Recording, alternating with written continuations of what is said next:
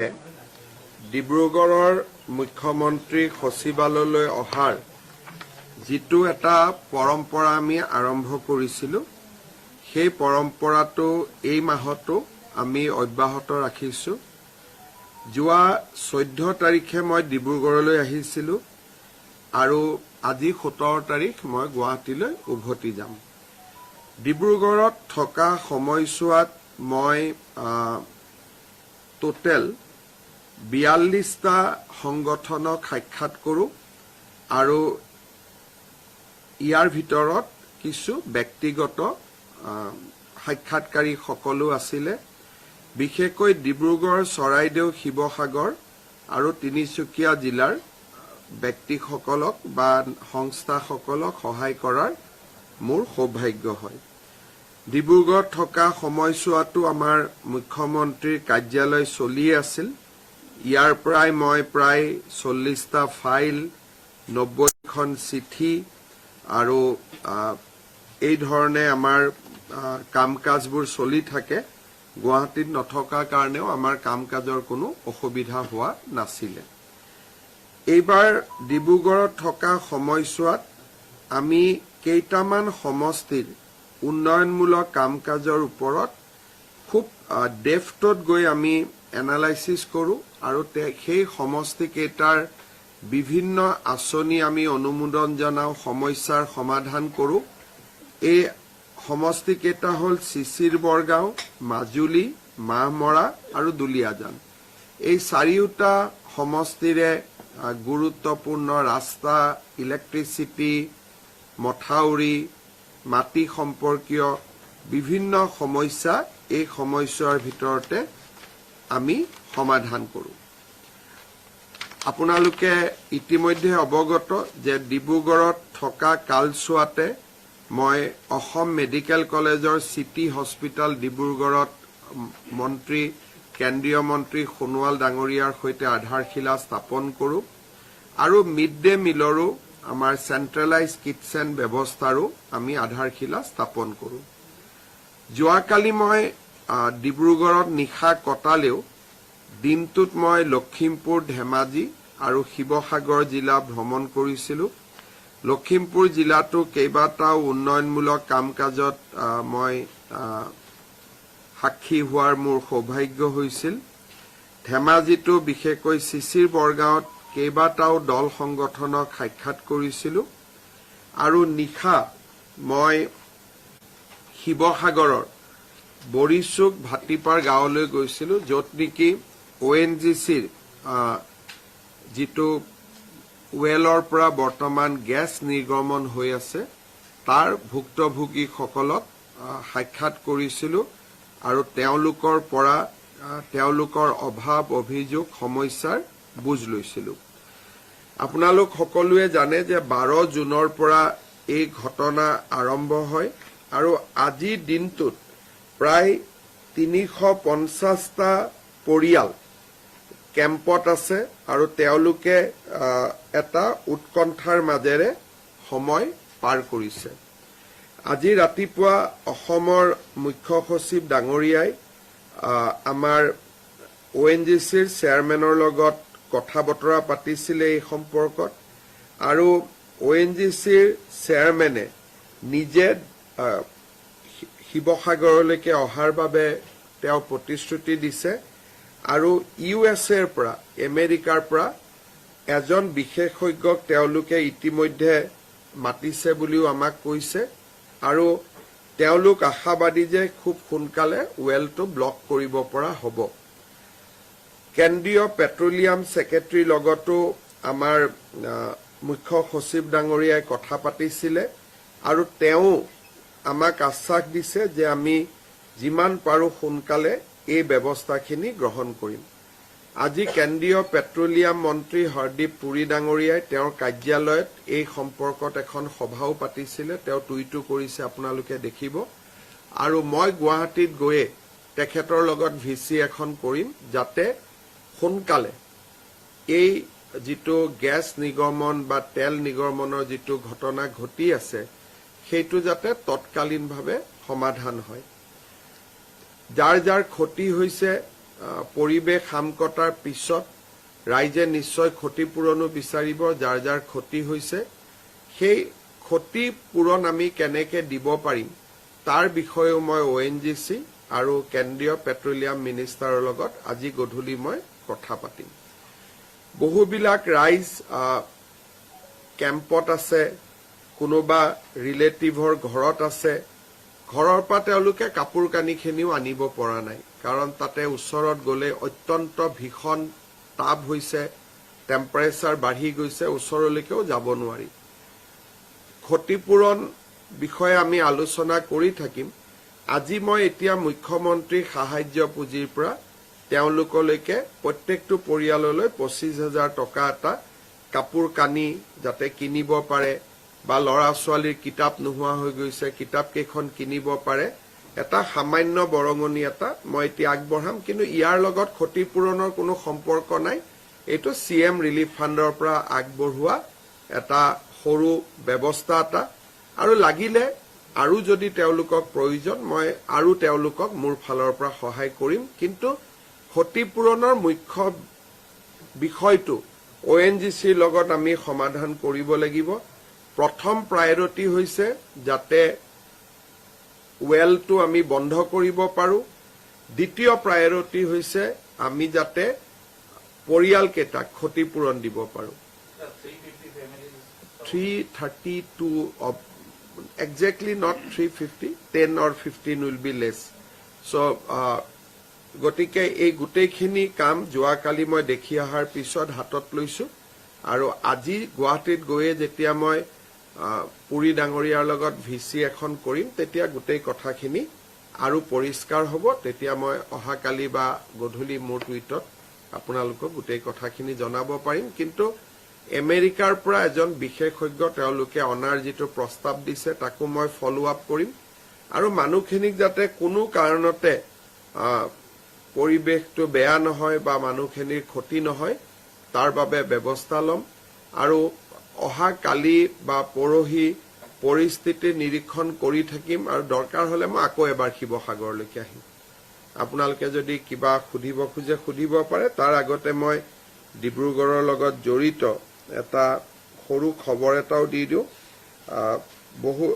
বহু দিনৰ পৰা ডিব্ৰুগড়ৰ ৰাইজে এটা বস্তু দাবী কৰি আছিল যে ৰাতিপুৱাৰ ভাগত গুৱাহাটীলৈকে এখন ফ্লাইট যাব লাগে যোৱাকালি ইণ্ডিগোৱে এনাউন্স কৰিছে যে 20 ছেপ্টেম্বৰৰ পৰা গুৱাহাটী ডিব্ৰুগড়ৰ মাজত এখন মৰ্নিং ফ্লাইট চলিব বাকি ফ্লাইট বিলাক একেই থাকিব এখন অতিৰিক্ত মৰ্নিং ফ্লাইট ছেপ্টেম্বৰ 20 তাৰিখৰ পৰা ডিব্ৰুগড় গুৱাহাটীৰ মাজত চলিব গুৱাহাটী ডিব্ৰুগড় ডিব্ৰুগড় গুৱাহাটী ঠিক একেধৰণে 20 ছেপ্টেম্বৰৰ পৰা গুৱাহাটী শিলচৰ শিলচৰ গুৱাহাটীৰ মাজত এখন মৰ্নিং ফ্লাইট চলিব দিল্লী আৰু যোৰহাটৰ মাজত ডিৰেক্টলি এখন নতুন ফ্লাইট 20 ছেপ্টেম্বৰৰ পৰা চলিব আৰু গুৱাহাটী আৰু নবী মুম্বাই যেটো মুম্বাই নতুন এয়াৰপোৰ্ট আছে তাতো তেওঁলোকে অক্টোবৰ নৱেম্বৰৰ পৰা এখন নতুন ফ্লাইট আৰম্ভ কৰিব তাৰ ডেট যদিও তেওঁলোকে এতিয়াও দিয়া নাই কাৰণ তাতো এয়াৰপোৰ্টটো এতিয়ালৈকে ৰেডি হৈ উঠা নাই কিন্তু তিনিখন নতুন flight Delhi Jorhat September 20 additional daily early morning flights Guwahati Silchar Guwahati Dibrugarh এইখিনি আপোনালোকে নতুনকৈ পাব বিশেষকৈ ডিব্ৰুগড়ে পাব এইখিনি এটো এটা ভাল খবৰ আছিল মই আপোনালোকক জনালো অহা মাহত মই আকৌ আহিম আৰু কেইবাটাও অহা মাহতো ডেভেলপমেন্ট কাম থাকিব আৰু অহা মাহতো মই 4 দিন থকাকৈ আহিম তেতিয়া খুব ভাল পদক্ষেপ লৈছে আপোনাৰ ব্যক্তিগত প্ৰচেষ্টাত এক চাৰিখন বিমানৰ কথা ইণ্ডিগোৱে ঘোষণা কৰিছে কিন্তু ডিব্ৰুগড়বাসীৰ বাবে যিহেতু আপুনি জানে যে নৈশ ভাগত কোনো বিমান নচলে কিন্তু এয়াৰপোৰ্টটো অলৰেডি ইকুইপ হৈ আছে আপুনি যদি এটা ফ্লাইটো আপোনাৰ প্ৰচেষ্টা যদি ঠিক আছে মই চেষ্টা কৰিম ৰাতিৰ কাৰণে চেষ্টা কৰিম মোক একেদিন ইয়াত আহোঁতে দিনৰ কথা ৰাতিপুৱাৰ কথা কৈ আছিল কাৰণে মই ৰাতিপুৱাটো কৰি দিলো ইভিনিংটো হ'ব ইভিনিং হলে মানে কি ৰাতি মানুহ ডিব্ৰুগড়ত নাথাকিব ৰাতিপুৱা আহি গধূলি গুচি যাব সেইকাৰণে পৰ্যটনৰ পৰা হেতু অলপ লষ্ট হয় সেইকাৰণে আমি সদায় চেষ্টা কৰো যে কোনোবা মানুহ আহিলে এটা দিন থাকি যাওক, নহলে হোটেলৰ ৰুমবিলাক খালী হৈ থাকিব, চব ৰাতিপুৱা আহিব গধূলি গুচি যাব। হয় হয় হয় হয়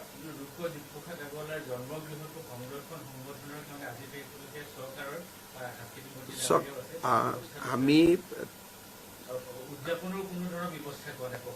এইবিলাক অকণমান চৰকাৰৰ ওপৰত ভৰসা নকৰি আমাৰ দল সংগঠনসমূহেও এইবিলাকত আগভাগ ল'ব লাগে।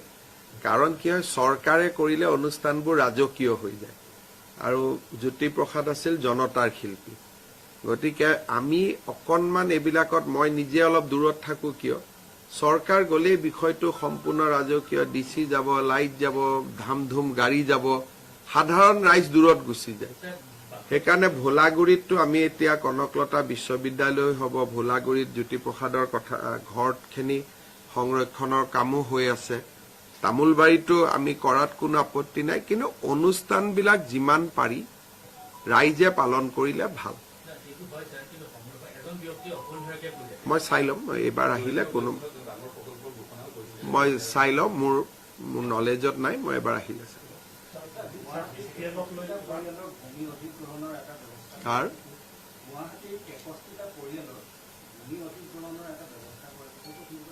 গুৱাহাটীৰ 63টা গুৱাহাটীত 63টা পৰিয়ালৰ কিয় ভূমি অধিগ্ৰহণ হ'ব? কিহৰ কাৰণে? এইটোতো পাৱাৰ গ্ৰিডৰ কাৰণে মাটি লাগে, এইটোতো হৈ থাকে, তেওঁলোকে পইচাও পাব। আমাৰ গুৱাহাটীত যিটো পাৱাৰ গ্ৰিড ষ্টেচন আছে, সেইটো ষ্টেচন দি নতুন পাৱাৰ দিব নোৱাৰে গুৱাহাটীত। গতিকে গুৱাহাটীখনত যদি সেই মাটিখিনিত নতুন আৰু এটা ষ্টেচন নলগাওঁ, তেতিয়াহ'লে গ্ৰিডটো কলাপছ হৈ যাব। সেইকাৰণে এইটো পাব্লিক ইণ্টাৰেষ্টত, কিন্তু তেওঁলোকে কিবা এইবোৰ বহুত ধনী ধনী মানুহ, গতিকে এইবিলাকৰ বিষয়ে বাতৰি কাকতত লিখিব নালাগে, আৰু পইচাও পাব কোটি টকাৰ ওপৰত কৰিলে। সেইটো কোনো আমাৰ ভূমিহীন মানুহ টাইপ যিটো নিউজ বনাই দিছে, সেইটো ভূমিহীন মানুহৰ কথা নহয়। তাততো আমাৰ নিপেন দাসৰে মাটি আছে তাৰ ভিতৰত, যোনে সমাজ কল্যাণ বিভাগত কাম কৰিছিল, পুঁজিপতিতকৈও পুঁজিপতি। গতিকে এই বিষয়টো একেবাৰে মানে শ্ৰমজীৱী মানুহ টাইপ নিউজটো বনাই দিছে। কোন পেপাৰত?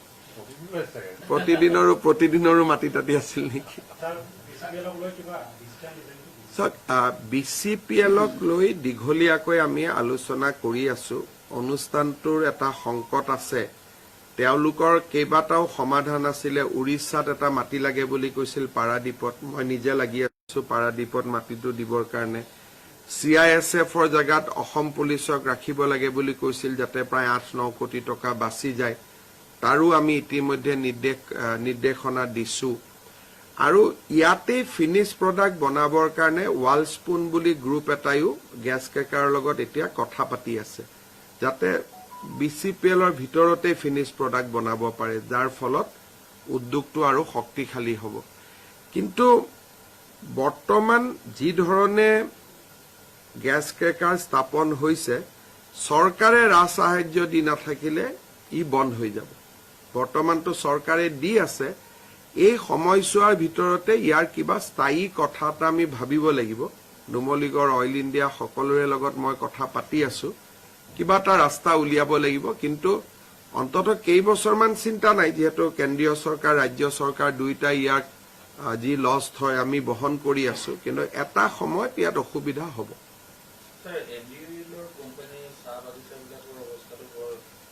ইতিমধ্যে আমি ব্যৱস্থা লৈছো, যদি এণ্ড্ৰইলে চলাব নোৱাৰে চৰকাৰে বাগানকেইখন বিক্ৰী কৰি দিব। তাৰ কাগজ পত্ৰৰ কাম ইতিমধ্যে বহুতখিনি আগবাঢ়ি গৈছে।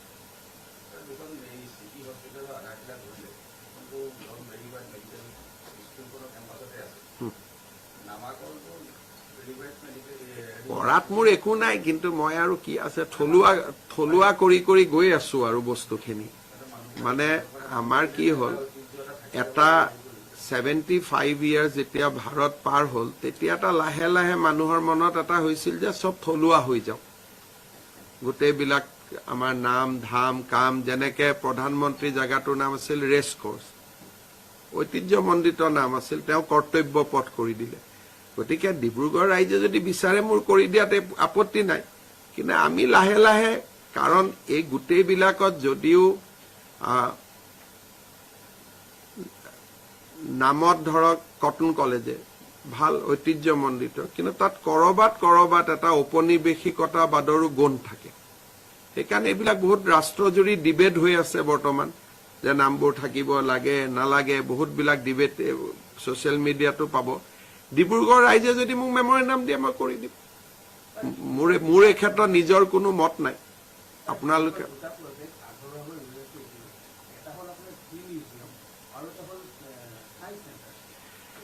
সায়েন্স সেন্টাৰ আৰু টি মিউজিয়ামটোত এইটোৱে কথা যে টি মিউজিয়ামটোত আমাক আৰু অলপ পইচা লাগে, আৰু অলপ ডাঙৰ কৰি তেওঁলোকে এষ্টিমেটখন বনাই আছে। গতিকে টি মিউজিয়ামটো হৈ যাব। সায়েন্স মিউজিয়ামত কণ্ট্ৰেক্টৰজন সামহাও শ্ল' হৈ আছে, আমি কামটো কেনচেল কৰি নতুন কণ্ট্ৰেক্টৰ এজনক দিব লাগিব।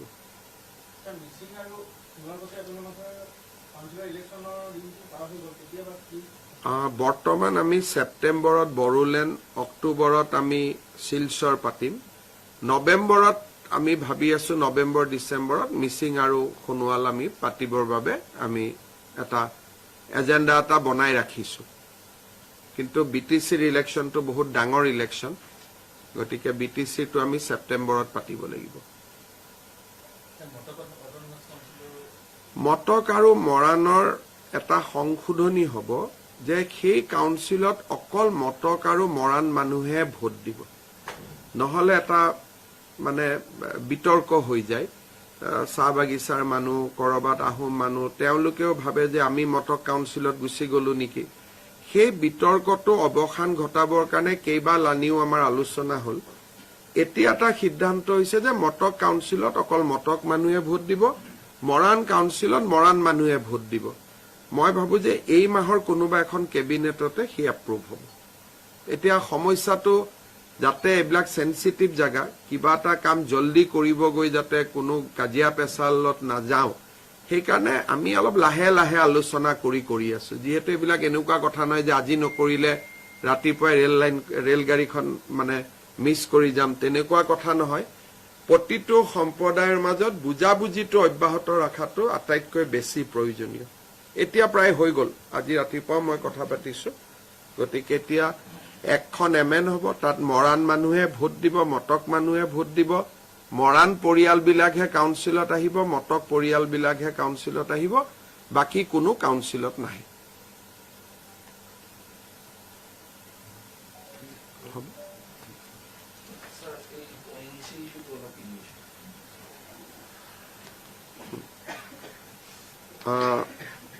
There is a well blowout in ONGC's Barishuk Bhatipara well at Sibsagar district on 12 June 2025.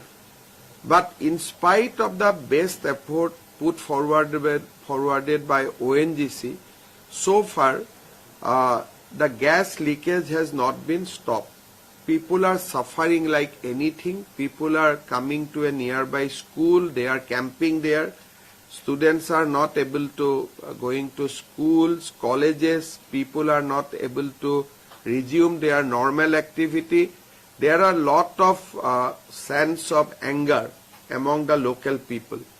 I'll speak to Honorable Minister Petroleum today afternoon. My request will be to send expert immediately so that this leakage is controlled immediately. If somehow fire, it connect with fire, then it will be a huge disaster.